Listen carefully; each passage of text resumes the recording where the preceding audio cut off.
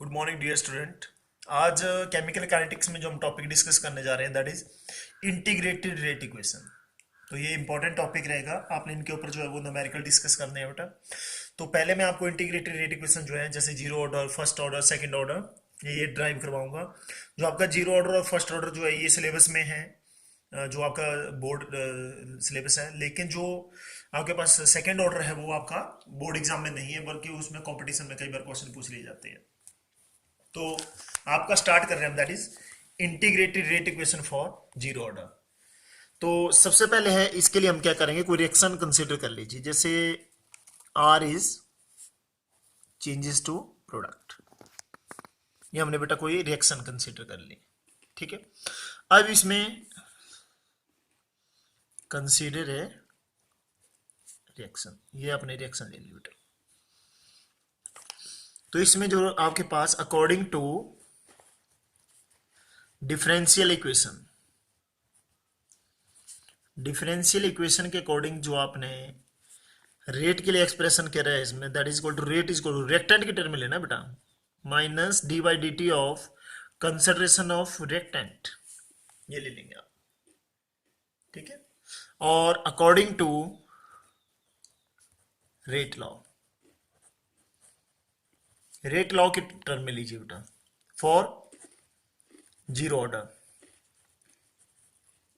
तो यहां से जो आपके पास होगा रेट इज इक्वल टू के कंसंट्रेशन ऑफ आर की पावर क्या आ जाएगी बेटा, जीरो। क्यों, जीरो ऑर्डर के लिए है। तो ये क्या बचेगा आपके पास, के ऊपर वाले इक्वेशन को दे दीजिए वन, दूसरी को दीजिए two. From equation one and two, तो बेटा दोनों रेट के लिए एक्सप्रेशन है आपके पास। तो आप क्या करेंगे यहां से कि रेट के बराबर रख दीजिए, इनको आपस में इक्वल कर लीजिए, minus d by d t concentration of R is equal to k. तो यहां से बेटा d R is equal to minus k d t. अब इस इक्वेशन को क्या करिए, now integrate this equation both side, integrate कर लीजिए। तो concentration of d R is equal to minus k, constant इसलिए बाहर ले लिया, कंसिडरेशन ऑफ डी टी। तो इसके लिए जब आप लेंगे तो डिफरेंशियल से इंटीग्रेशन कैंसिल हो जाएगी, तो आपके पास क्या बचेगा, R is equal to minus K T plus C. और सी का आपको पता है कि ये क्या होता है हमारे पास, इंटीग्रेशन कांस्टेंट होता है, where c is integration constant. अब क्या करेंगे बेटा, if T is equal to zero, कि जब टाइम जीरो है तो जो कंसिडरेशन होगी आर, ये जो आर कंसिडरेशन है ये किस टाइम के ऊपर है, टी टाइम के ऊपर है मान लो। तो अगर टाइम जीरो है तो ये जो कंसिडरेशन होगी ये किसके बराबर हो जाएगी, इनिशियल कंसिडरेशन के बराबर हो जाएगी बेटा, आर नॉट के बराबर। तो आप लिखते हो वेयर आर नॉट, ये क्या है बेटा, इनिशियल कंसिडरेशन, ठीक है। अब ये वैल्यू आप इसमें क्या करिए, थर्ड इक्वेशन में पुट कर दीजिए, put this value in three. क्या बनेगा आपके पास, R naught that is equal to minus K into zero plus C. तो यहां से सी की वैल्यू आएगी बेटा, C is equal to R naught. Put करिए इसको भी थर्ड में, put C in equation third. क्या बनेगा बेटा, R is equal to minus K T plus R naught. बेटा कंपैरिजन करें इस इक्वेशन का, अगर आप देखेंगे किस चीज की इक्वेशन है ये, that is equation of straight line. अगर आप क्या करते हैं इसमें ग्राफ प्लॉट करोगे, ग्राफ प्लॉट किसके बीच में बेटा, जैसे देखिए इक्वेशन ऑफ स्ट्रेट लाइन क्या होती है आपको पता है, y is equal to M X plus C. जहां पे m जो होता है बेटा दैट इज स्लोप, c जो होता है इंटरसेप्ट, मींस लाइन कहां पे कट होती है बेटा। तो ये आपके पास स्लोप और इंटरसेप्ट हो गए। तो इस तरह से अगर आप इसका कंपैरिजन करते हैं तो यहां पे लेना पड़ेगा आपको कंसिडरेशन ऑफ r और टाइम। तो देखिए बेटा ये आपके पास यहाँ पे जो स्लोप है वो माइनस के है, इट मीन स्लोप क्या है, नेगेटिव है, और इंटरसेप्ट दे रखा है आपको, दैट इज आर नॉट। तो इसका मतलब है लाइन जो है वो ऊपर से नीचे आएगी ये। तो इसका जो यहाँ पे जो कट हुआ ये क्या है बेटा, आपका आर नॉट है, और स्लोप जो आई लाइन की दैट इज माइनस के। एक चीज का ध्यान रखें, ये बहुत बार क्या करते हैं, यहां पे आपके पास इस ग्राफ के ऊपर जो क्वेश्चन पूछते हैं, ऐसे ग्राफ दे देंगे आपको और बताएंगे कौन सा ऑर्डर है भाई आपके पास, क्योंकि जीरो और फर्स्ट ऑर्डर का सेम ग्राफ होता है, जस्ट एक ही डिफरेंस होता है। यहां पे जो आपके पास कंसिडरेशन ऑफ आर दे रखा है वहां पे होगा लॉग कंसिडरेशन ऑफ आर। अगर लॉग नहीं दिया है तो ये जो ग्राफ होगा ये जीरो ऑर्डर के लिए होगा, अगर लॉग दे रखा है तो वो फर्स्ट ऑर्डर के लिए होगा बेटा। तो इस चीज का आप ध्यान रखें। और यहां से हमने मेनली एक्सप्रेशन किसके लिए निकालना है, रेट कांस्टेंट के लिए निकालेंगे बेटा। तो k t is equal to R naught minus concentration of R, और k is equal to R naught minus R upon t. तो ये एक्सप्रेशन बेटा आपके पास किसके लिए आया, दैट इज रेट कांस्टेंट के लिए। अब इसी तरह से हम इसमें जो करेंगे नेक्स्ट टॉपिक, इसी का पार्ट है, that is half life period. Half life period, और इसको डिनोट करते हैं बेटा टी हाफ से। ये हाफ मल्टीप्लाई करने के लिए नहीं है, जस्ट रिप्रेजेंटेशन का तरीका है इसका। ऐसा नहीं कि आप यहां से हाफ को किसी से मल्टीप्लाई कर सकते हैं, ये रिप्रेजेंट करने का तरीका है। हाफ लाइफ पीरियड नाम से पता चल रहा है, हाफ लाइफ का मतलब है कि आधी जिंदगी, मीन्स अब रिएक्शन की क्या आधी जिंदगी होगी, means half of the reaction is complete, या half of the reactant is reacted. तो हाफ जो है रिएक्ट हो गए, आधे बच गया आपके पास बेटा। तो means it is the time in which half of the reactant has reacted, कि आधे जो रिएक्टेंट होंगे वो रिएक्ट कर जाएंगे बेटा। तो इसीलिए इफ टी अगर टी हाफ के बराबर है तो आपका जो आर होगा बेटा वो कितना होगा, कितना बचेगा आर जो है, that is R naught upon two, कि जितनी इनिशियल कंसिडरेशन है डिवाइड बाय टू उसके बराबर होगा। तो देयरफॉर टी हाफ किसके बराबर आ जाएगा, वही फर्स्ट ऑर्डर वाले एक्सप्रेशन में रखेंगे, आर नॉट माइनस आर होता था वहां पे, तो आर की जगह क्या ले लेंगे अब, R naught upon two upon k. तो टी हाफ का जो आपके पास एक्सप्रेशन आया बेटा that is R naught upon two k. ये एक्सप्रेशन आ गया बेटा आपके पास किसके लिए, half life period for zero order. अब इसके लिए अगर ग्राफ प्लॉट किया जाए, देखिए टी हाफ और आर नॉट के बीच में अगर ग्राफ प्लॉट कर रहे हैं तो आप देखोगे तो इसकी जो स्लोप है दैट इज 1/2 के, इसके बाद प्लस में कुछ नहीं है, तो इसका मतलब इसका जो इंटरसेप्ट होगा वो क्या होगा बेटा, जीरो। तो कहां से, ओरिजिन से पास होगी लाइन, ये स्ट्रेट लाइन जाएगी, और यहां पे जो इसकी स्लोप है, स्लोप क्या आ जाएगी बेटा 1/2 के, मींस पॉजिटिव स्लोप है। तो ये एक्सप्रेशन था आपका integrated rate equation for zero order के लिए। अब इसमें क्या करेंगे हम लोग, एग्जांपल लेते हैं कि जीरो ऑर्डर में कौन कौन से इसमें आपके पास एग्जांपल आएंगे बेटा। तो इसमें बेटा एग्जांपल ले रहे हैं आपके पास जीरो ऑर्डर के लिए। तो पहला जो हमारे पास एग्जांपल है that is photochemical reaction between hydrogen and chlorine.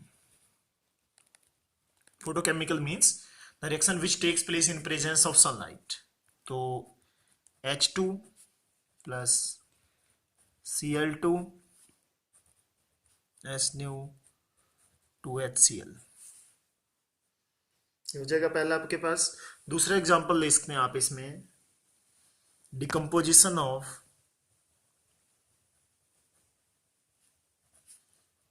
N2O on hot platinum surface. तो N2O को अगर आप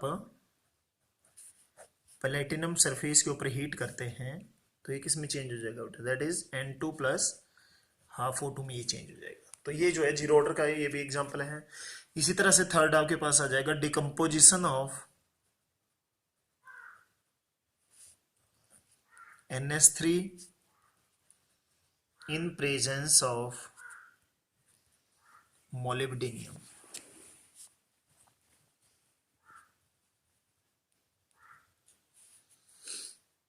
और यहां पे आप टंगस्टन ले सकते हैं, टंगस्टन। तो NH3 किस में लेंगे बेटा, इसको मोलिब्डेनियम का सरफेस लेंगे, और that is changes to N2 plus 3S2। ये एग्जांपल आ गया बेटा इसमें। नेक्स्ट एग्जांपल ले लीजिए आप इसमें, decomposition of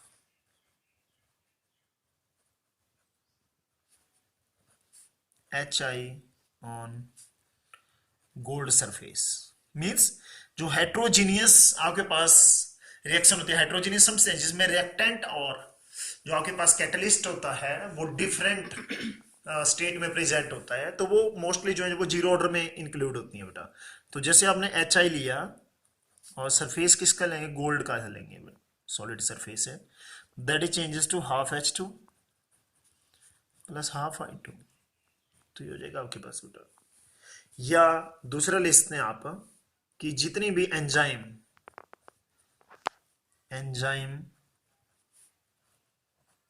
catalysed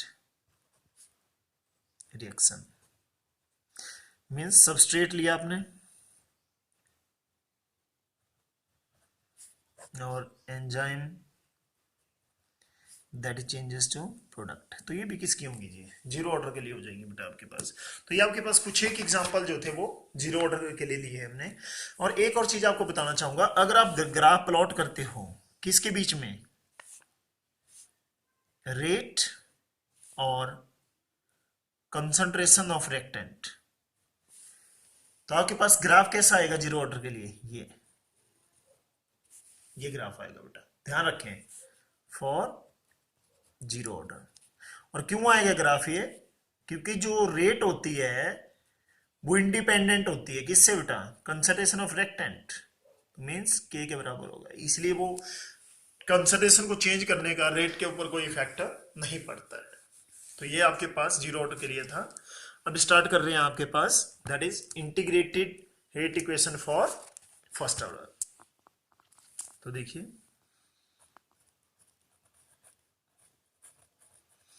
integrated rate equation for first order. पहले हमने जीरो ऑर्डर के लिए किया बेटा, अब क्या ले रहे हैं हम, फर्स्ट ऑर्डर के लिए ले रहे हैं इसमें। तो आपके पास सेम जैसे हमने किया कि कोई रिएक्शन मान लो, suppose reaction takes place, R is changes to product, ठीक है। तो यहां पे if T is equal to zero, तो इसकी इनिशियल कंसिडरेशन मान ली हमने रिएक्टेंट की ए, तो प्रोडक्ट कितना होगा बेटा, यहां जीरो। और जब टाइम कितना है आपके पास, टी है, तो हमने मान लिया कि प्रोडक्ट की फॉर्मेशन जो है वो एक्स कंसिडरेशन बन गई, जो प्रोडक्ट की बनी है टाइम टी के ऊपर। तो ये कितना बचेगा बेटा, that is a minus x, क्योंकि जितना ये रिएक्टेंट कम होगा उतना ही प्रोडक्ट की फॉर्मेशन होगी जी। तो ध्यान दें आप इस चीज पे। अब वही इंटीग्रेटेड रेट इक्वेशन ले लें, यहाँ पर रेट इज इक्वल टू, एक चीज का ध्यान रखें, यहाँ पे जो डिफरेंशियल इक्वेशन लेनी है आपने वो प्रोडक्ट की कंसिडरेशन के विद रिस्पेक्ट लेंगे। तो dx अपॉन dt, ये क्या बन गया आपके पास। दूसरा आप फर्स्ट ऑर्डर के लिए लिखेंगे बेटा, रेट इज इक्वल टू के, और पर्टिकुलर टाइम के ऊपर आपके पास कंसिडरेशन कितनी है बची है रिएक्टेंट की, that is a minus x, particular time t के ऊपर a माइनस एक्स बची है। ये 1 हो गया, ये 2 हो गया, दोनों को इक्वलाइज कर लीजिए, तो dx upon dt that is equal to k a minus x. तो यहां से x वाले कंपोनेंट को आपस में इकट्ठा कर लें, dx upon a minus x that is equal to k dt, ये हो जाएगा आपके पास। तो अब क्या लें, ऑन इंटीग्रेशन या on integrating this equation both side क्या बनेगा बेटा आपके पास, integration of D X upon A minus x is equal to K into consideration of D T. ठीक है, अब आपने पढ़ा होगा जो 1/x होता है उसकी इंटीग्रेशन क्या होती है बेटा, that is natural log of x into में डिफरेंशिएशन ऑफ x। तो x की जगह यहां पे आपके पास क्या है, a माइनस एक्स है, तो बेटा यहां पे जो आपके पास आएगा इसका that is ln natural log a minus x into differentiation of a minus x. तो डिफरेंशिएशन अगर a माइनस एक्स का आप ले रहे हैं विद रिस्पेक्ट टू x, तो a का तो हो जाएगा 0 बेटा, और माइनस एक्स का कितना होगा, -1। तो इसलिए आपके पास यहां पे माइनस साइन आ जाएगा। ध्यान दें इस पे, ये कैसे लिया हमने, dx upon a minus x का जब हमने इंटीग्रेशन लिया तो हमारे पास आ गया natural log of a minus x, और साथ ही में होता है डिफरेंशिएशन ऑफ दिस टर्म। तो a माइनस एक्स का जो डिफरेंशिएशन होगा दैट इज इक्वल टू -1, तो ये -1 आगे लगा दिए बेटा। और इसी तरह से किसके बराबर हो जाएगा, kt प्लस c, और c का आपको पता ही है, c क्या है, दैट इज इंटीग्रेशन कांस्टेंट। तो अब क्या करेंगे आप, इसी ये इक्वेशन मान लो आप थर्ड। अब आपने क्या करना है बेटा, इसमें वैल्यू जो है वो पुट करनी है आपने। तो देखिए कैसे क्या रहेगा,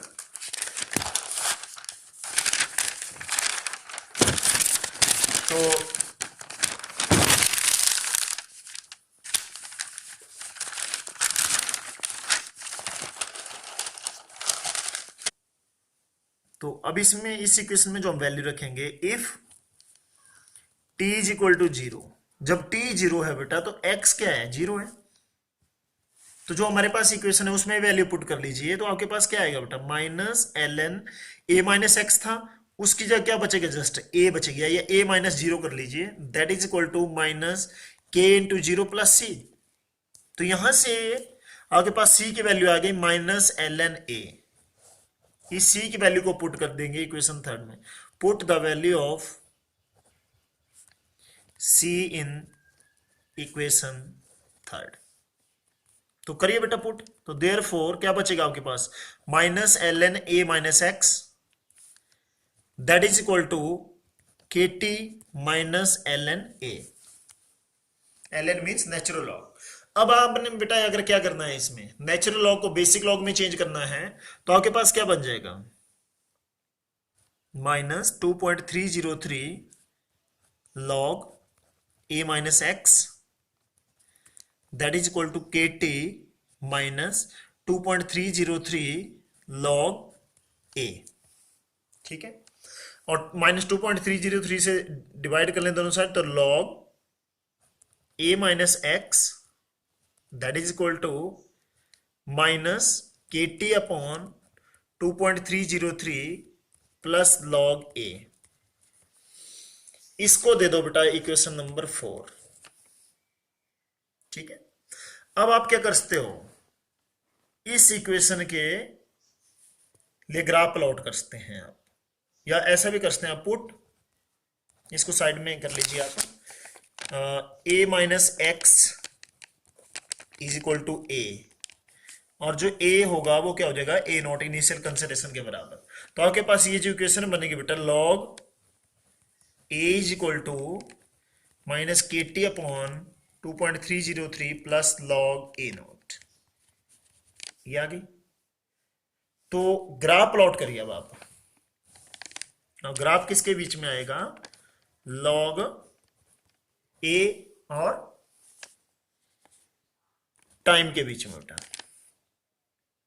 क्या आ जाएगी, सेम लाइन।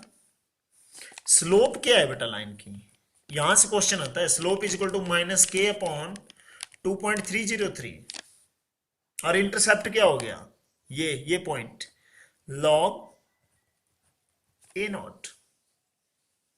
ठीक है, ध्यान दें आप इस चीज पे। तो ये आपके पास ग्राफ हो गया किसके लिए बेटा, फॉर फर्स्ट ऑर्डर। तो आप यहां पे लिख सकते हो फॉर फर्स्ट ऑर्डर, और जीरो ऑर्डर में लॉग नहीं था बेटा, डायरेक्ट थी कंसिडरेशन ऑफ रेक्टेंट। ठीक है, और अगर आप हमको मान लो ये नेचुरल लॉग के टर्म में आता है, मींस दूसरा भी आप इसमें ग्राफ प्लॉट कर सकते हैं, that is natural log of A, ये दिया है अगर आपके पास, तो ये ग्राफ ऐसे आ जाएगा और ये टी के विद रिस्पेक्ट। तो यहाँ पे जो स्लोप होगी, तो यहाँ पे स्लोप बेटा केवल माइनस के होगा, क्योंकि 2.303 से आपने डिवाइड अभी तक नहीं किया है। ठीक है, अब आपने क्या करना है, के लिए एक्सप्रेशन लिखना है बेटा। तो यहाँ पे इस इक्वेशन में आए, अब आप, ये मैंने आपको ग्राफ के लिए बताया जस्ट। तो इस इक्वेशन में जब आप आते हैं तो यहाँ से आपके पास क्या हो जाएगा, के टी को ले आए यहाँ, तो k t upon 2.303 that is equal to log a minus x. तो बेटा लॉग ए आएगा, sorry, log a minus log b, क्या फॉर्मूला होता है, log a divide by log, sorry, log a divide by b, तो means log a upon A minus x. तो यहां से आप के की वैल्यू निकाल लें, तो k is equal to 2.303 upon t log of a upon A minus x. ये आपके पास इसके लिए बेटा एक्सप्रेशन हो गया रेट कांस्टेंट के लिए। तो अब इसमें आप क्या करेंगे, हाफ लाइफ पीरियड के लिए एक्सप्रेशन निकालेंगे, half life period T half. तो इफ इस केस में देखेंगे, अगर a माइनस एक्स जो है, या पहले लीजिए if t is equal to t half, तो जो a माइनस एक्स होगा वो किसके बराबर हो जाएगा, a/2 के बराबर हो जाएगा बेटा। ठीक है, तो रख दीजिए वैल्यू। तो देयरफॉर तो टी हाफ जो आएगा आपके पास 2.303 अपॉन के log of a upon a/2। तो यहाँ पे log 2 की वैल्यू आप रख दोगे, k इंटू log 2 की वैल्यू आपको पता है 0.3010। तो यहां से जो एक्सप्रेशन आएगा बेटा टी हाफ के लिए, दैट इज 0.693 अपॉन के, means half life period becomes independent than that of the conservation of rectant। अगर बेटा आप यहाँ पे ग्राफ प्लॉट करते हैं किसके बीच में, टी हाफ और ए नॉट के बीच में, तो आपके पास ग्राफ जो आएगा वो ऐसे आएगा बेटा। फर्स्ट ऑर्डर में क्या रहता है, इंडिपेंडेंट होता है half life period initial consideration of the reactant से, मीन्स कोई इसमें चेंज नहीं आता है। और एक और इसमें लास्ट एक्सप्रेशन है आपका कि गैसीय स्टेट के लिए जो हम लेते हैं, तो गैसीय स्टेट में नेक्स्ट ले रहे हैं बेटा, that is first order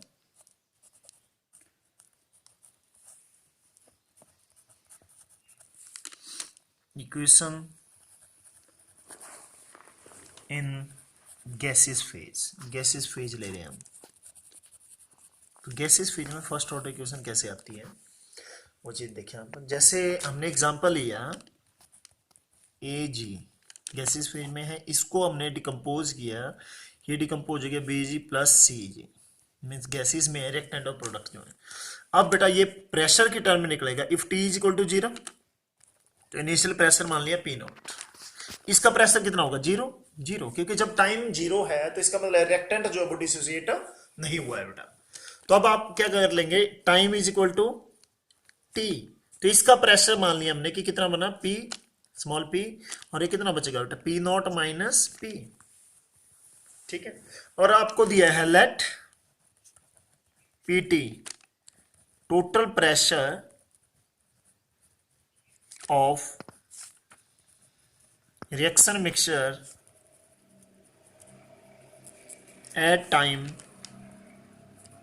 T time के ऊपर मान लिया बेटा।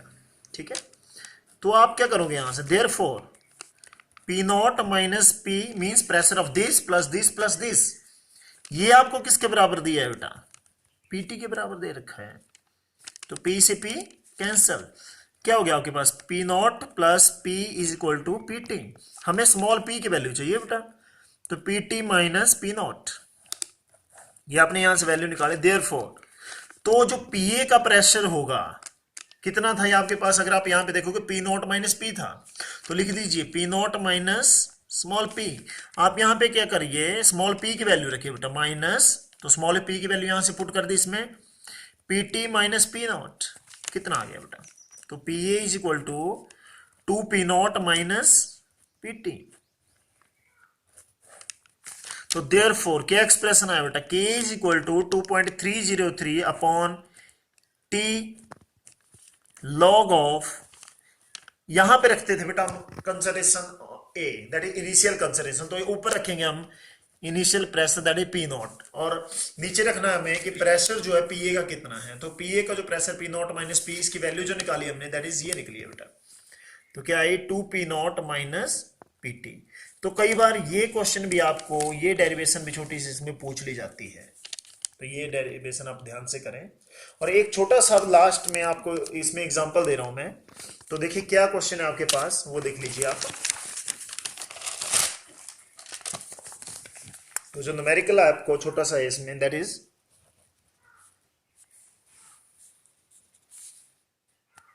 Show that in case of, तो देखिए क्वेश्चन है आपके पास बेटा, show that in case of first order action the time required for, किसके लिए, 99.9% of reaction to takes place is about 10 times then that required for the life half life of the reaction. तो means आपने क्या prove करना है बेटा, तो हमारा जो एम रहेगा इसमें वो क्या रहेगा, that is T 99.9% that is equal to 10 times of T of half life period. ये आपने इस क्वेश्चन में प्रूव करना है। तो क्या करेंगे बेटा, सबसे पहले आप क्या करिए, T 99